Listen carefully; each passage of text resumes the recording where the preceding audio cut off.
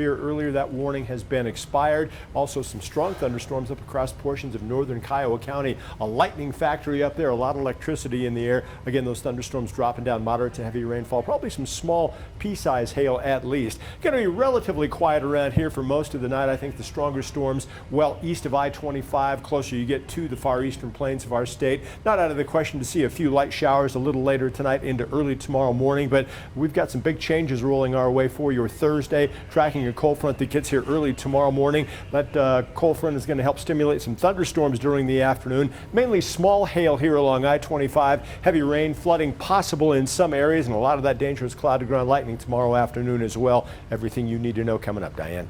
Mike, thank you. Colorado Senator John Hickenlooper is making the case to Congress for keeping Space Command in Colorado Springs.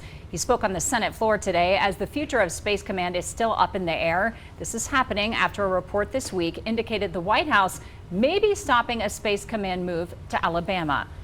Our Devin Karp has been looking into what could happen with the decision and the ideas behind it. Devin. Yeah, Diane, Senator Hickenlooper says this decision shouldn't be based on politics. But a local retired political expert believes it's not as political as some might think.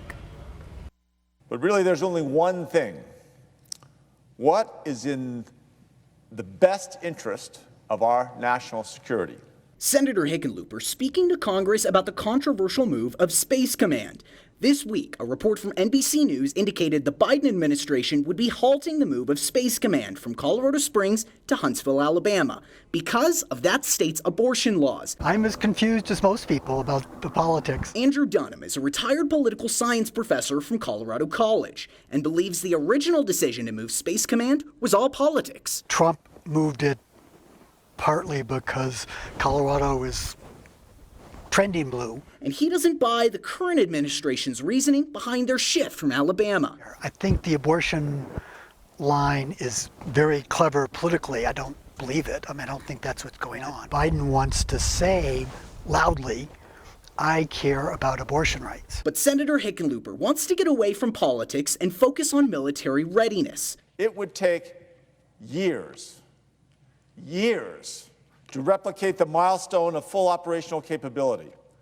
And every single member of this body knows that we simply don't have that luxury. The leader of Space Command says if kept in Colorado Springs, it can be fully operational by the end of the year.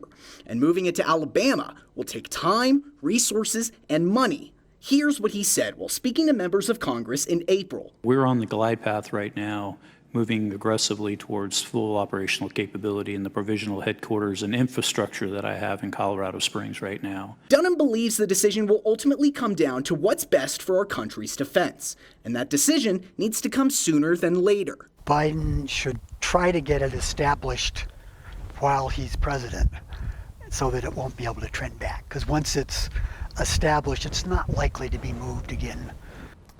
The Biden administration has yet to make an official announcement about the future of where Space Command will be located, but we'll keep you updated. Rob? Long process still going on, Devin. Thank you. Well, you're home or car, maybe host to some uninvited guests right now. Yep, you know them, you love them, and perhaps you swatted a few of those pesky Miller moths already as they invade us once again looking for food. News 5's Ashley Portillo is live from the Maine Natural History Museum in the Springs with more about how long they'll stick around and what we can do about it. Ashley. Yeah, Rob, so I am learning today that these Miller moths can squeeze into even the smallest of cracks possible. Earlier today, I was also driving my work to car this morning, turned around, probably saw at least 2 or 3 Miller moths in the back seat, and others were telling me that despite having all of their windows and doors closed, these moths are still finding their way into people's homes. They're here and they're everywhere. I just know that there's a lot of them in my house. May and June is migrating Miller moth season in Colorado. I don't know if that's one flying around. I think it is. Well, good timing.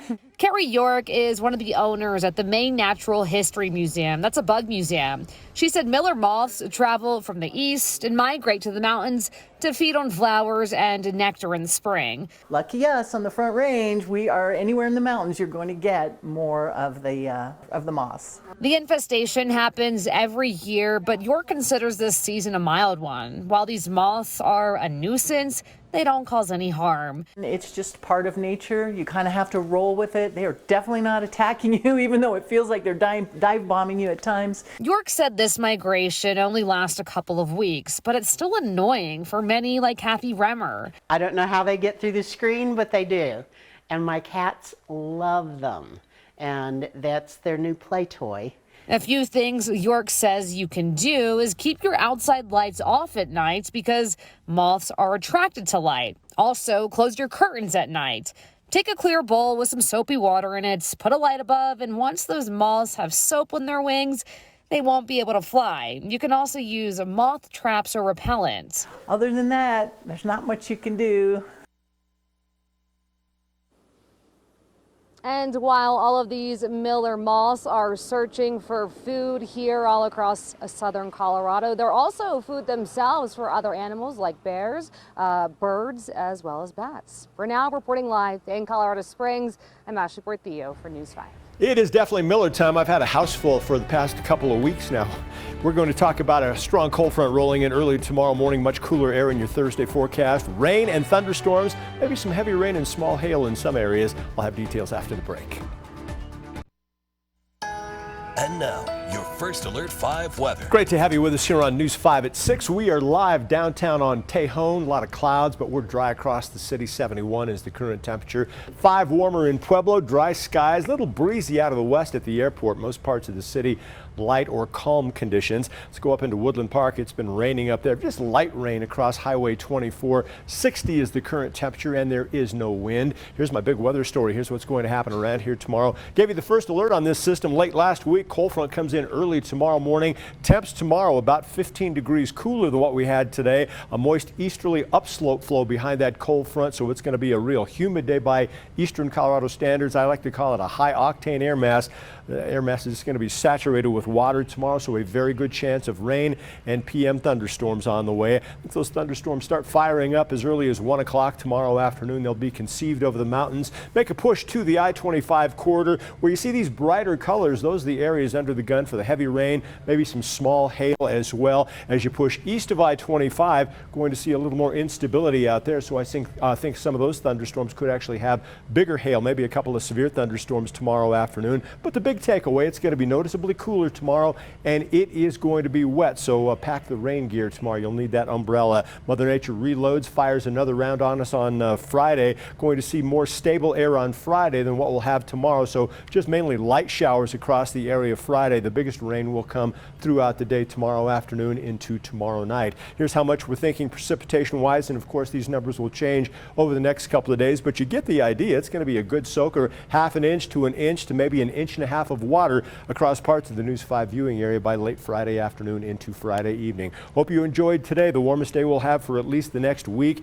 83 in Pueblo. In the Springs, we topped out at 76 degrees this afternoon. Here's what's going to happen around here tonight. We will have partly to mostly cloudy skies. Low temperatures pretty warm for this time of the year, especially across the Arkansas River Valley into the 50s tonight. We'll hit 49 in Colorado Springs. Around here tomorrow, clouds, cool, humid, and wet.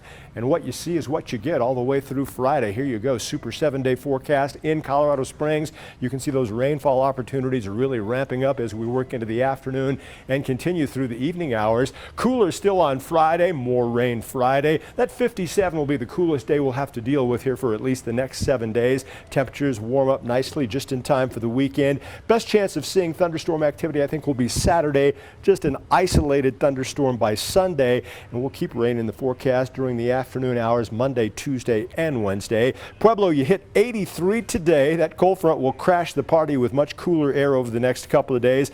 Upslope flow is going to bring clouds, high humidity, but beneficial soaking rain in many neighborhoods. So it is the perfect storm, and you'll still salvage the weekend. Warmer temperatures with less thunderstorm activity Saturday and mainly a dry day by Sunday. Canyon City, cool and wet is the main message the next 2 days. Vegetation gets a nice drink of water, and you'll shake off the chills just in time for the weekend. Sunday is definitely Mike's pick of the litter. There's your outdoor day right there. Woodland Park, I hope you like it wet. Rain and thunderstorms on the menu every day for the next 7 days. Those temperatures crash quickly behind the cold front. Only 49 degrees by Friday. But here's the positive spin.